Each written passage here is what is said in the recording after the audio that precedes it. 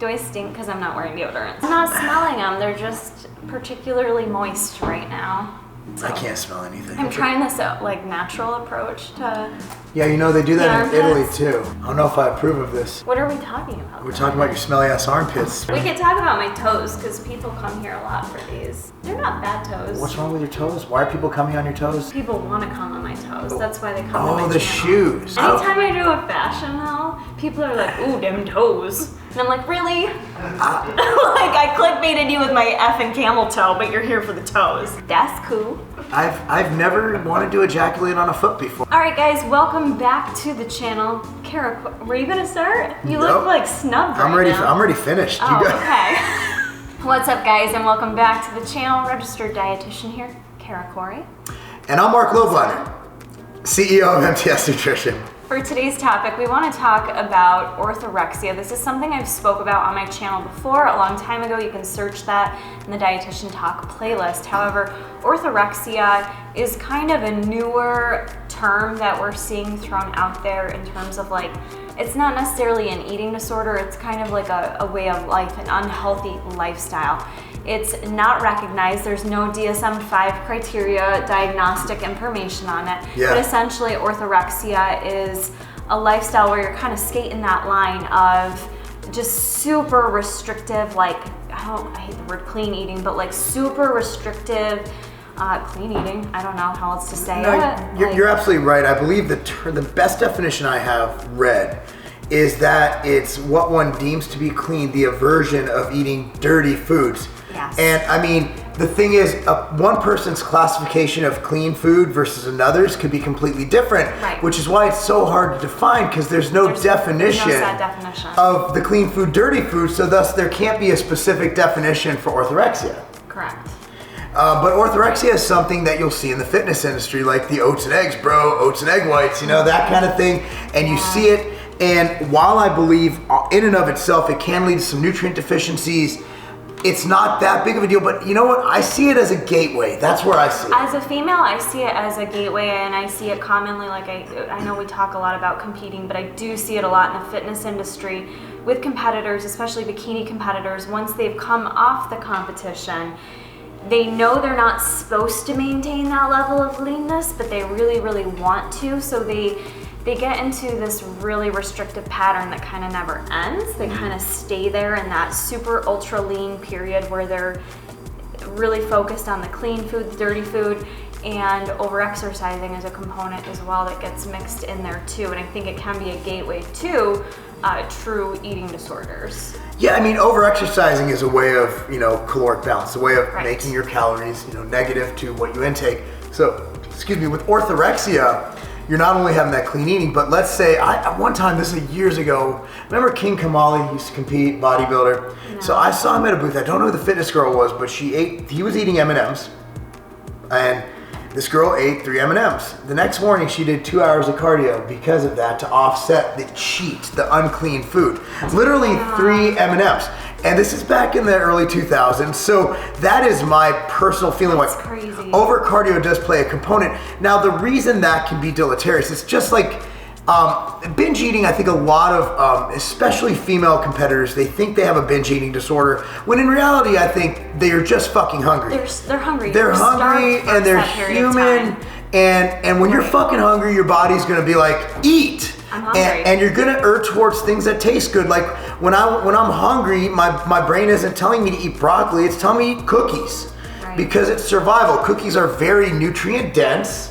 They give your body glucose for your brain and your body operates. So from an evolutionary standpoint, it makes sense to go after a calorically dense food that tastes fucking delicious versus going after a stalk of broccoli. And the mechanism to say, okay, to trigger the, okay, I'm done eating now, is not that same time period that it normally would be post-competition. It's gonna take much longer for your brain to signal, you know what, I'm full and I'm done. So you see a lot of competitors with the binging thing where they physically don't feel full. They feel like they can't get full, and that is a true feeling. Yeah, but it's probably not the medically defined binge eating disorder. It's just called competing's really unhealthy, you've gone temporarily insane, and you really like cookies.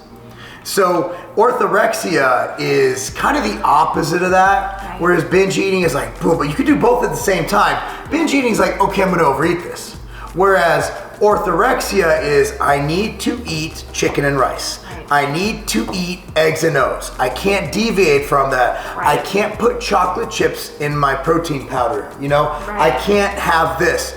And it really leads not only to some awkwardness in public at social gatherings, but it's also, again, like if you're restricting your diet, and as a registered dietitian, you could probably, you know, comment on this even further, when you restrict your diet to certain foods, to certain, you know, color hues of vegetables, whatever, you're missing out on a wide array of nutrients that will make you healthier, make you perform better, and give you that immunity boost and that health boost and that longevity boost that you absolutely should take advantage of. You're missing out on so much because there are no perfect foods. I can't hand you a list of the best foods. I mean, you'll see like, you know, top 10 foods for gut health, for immunity, blah, blah, blah. But there's so many different foods out there that are amazing for you, amazing for your health, have great health benefits. And alongside that, there's nothing wrong with eating chocolate chips on occasion and having birthday cake and having whipped cream on your coffee in the morning. There are so many. You've been watching my habits, haven't you? I put whipped cream. I have whipped cream on everything. I do too. I have whipped cream on my per vitamin brownie bowl every night. I have it in my coffee. I'm addicted. But again, it's, for me, that's a good thing because I'm not a diagnosed orthoresic. But when I was competing at the height of my competing, when I was going for my pro card in 2013, I had, you know, young children, and they had these little rice puffs. It has like 5 calories per 10 of them. Right. I don't even know how they taste because I would never try them because I was on such a strict regimented diet. It just wasn't an option. And I had I was going for my pro card, so I was leading into the pro card and all this, and so I actually experienced that where I wouldn't even touch an extra 1 calorie outside of it because it wasn't on my plan. And that was messed up. So for me, getting out of orthorexia, part of getting out of it is, hey, when I make my brownie, like she makes her brownie bowls, I make my MTS, we've made our MTS brownie and stuff, I will put chocolate chips and whipped cream every single time. And guess what? I've managed to work my lifestyle to make a diet that I can adhere to and get what I need, where I stay under 7% body fat year round, and I'm healthy and I'm happy, and I have cake on my kids' birthdays. So there's pleasure with eating too, right? Like certain foods that we eat give us pleasure. It boosts our serotonin levels, those happy little chemicals in our body, and that's okay. Some of us take that to the extreme, but it's okay to have pleasure with eating. And when you're in that place of orthorexia, you're probably not only not having any pleasurable experience with food whatsoever, but you're probably not having much pleasure in your life at all if you're in that mental capacity where food is consuming you so much, where if you're thinking about for the rest of the evening that you ate 3 M&Ms and you need to figure out how to work that off, that's what is going on in your mind all night long. You're not listening to the conversations that you're having with people. You're not able to really enjoy your life and be active and present in the moment because you're so consumed with either A, your next meal, or B, how am I going to work off those calories? And that's a dangerous place to be in. It's really dangerous. So although it may not have any health benefits, it may not have any health consequences. Yeah, not immediately. Not immediately, but overall, in terms of your quality of life and what road that can lead you down, it is kind of a dangerous place to be. It is, and we as a competitor, I've been there where, it's 6 p.m. and my kids are at soccer or whatever, and I still have, it's 2-a-day cardio, I'm grinding for the rest of it, and it's like, I'm watching the practice, but all I'm thinking is, when am I going to fit in my cardio? Right. When am I going to fit in my cardio? Now imagine you take that further. If you're not competing and you're doing that, if you're competing and you're doing that, there's a problem. And maybe competing's not for you. Right. If you're not competing and you're doing that, that's your lifestyle. That's not going to last long term. No. It's going to lead to some dangerous slippery slopes. So that's where we're at. So how do you get over orthorexia? I think first thing you need is to identify that you have a problem. Yep. You need to identify, hey, wait, what I'm doing here is not healthy. It's anything to an extreme is not good. Right. Water's amazing. Without water, you die. However, you get water toxicity where your minerals, electrolytes go away and your body dies. Your heart stops. Potassium is really good. Take too much of it, your heart stops. healthy eating, or what you deem as healthy eating, can be the same way. Yeah. Taken to the extreme is unhealthy. Correct, I agree.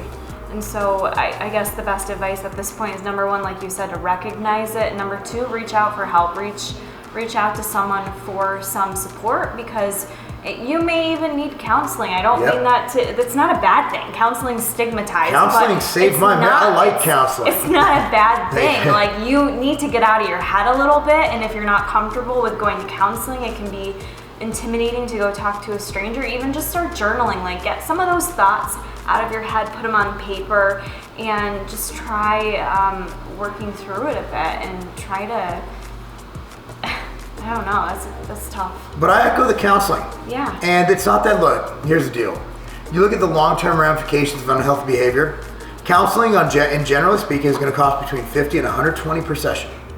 Worth every penny if it's getting you out of a dark place. Right. Find a way to budget it in. Right. Because emailing me, which people do all the time about these issues, I can only do so much via email. Right. And generally speaking, I'm going to say, just it's in your head. You just stop being a bitch and fix it. Because there's really no other advice I have, because I can't sit down and walk them through it. Correct. Yeah, even a lot of times if people reach out to me, being a dietitian, I feel obligated because I want to help them. At the same time, I am limited to online sessions right now, and I usually advise people not only need to work with someone face-to-face, but they need a whole treatment team of individuals beyond just a dietitian. You may need a psychologist, psychiatrist, social worker, you name it. You may need a whole team of people to help get you in the right direction, and there's nothing wrong with that. Not at all. That's your best step over going to an Instagram coach. Yeah. I can't drive that home enough, because sometimes, again, being in that gateway for destruction, I feel like there's coaches out there that could further push you down the wrong road. I don't want to sound mean or anything, but 99% of people on Instagram are fucking idiots. They're just trying to sell you shit, and then they post pictures of their Lambos and say, hey, I sold you some shit, thanks for the car. So always be cognizant that these guys, they make their living doing this crap. That's what they do. Business. It's a business. They don't care about you. So at the end of the day, I think that, again, it might be beyond, but if you do sense this coming on, you can joke about it, like, oh, bro food, but it's not funny. It is not funny, because I've been there, and I've missed moments of my life, or I haven't enjoyed them thoroughly, because I was caught in that trap. That there's nothing good that comes of it when you get caught in that trap. There's nothing good. Nothing good. But that's all I got to say about orthorexia. Yeah, I hope this helps you guys out. I know the last time I did this video, a few people reached out to me and found it very eye-opening and kind of identified with it themselves. So, I hope this video gave you that opportunity to maybe reflect on your own habits right now. And if you need to, reach out to someone.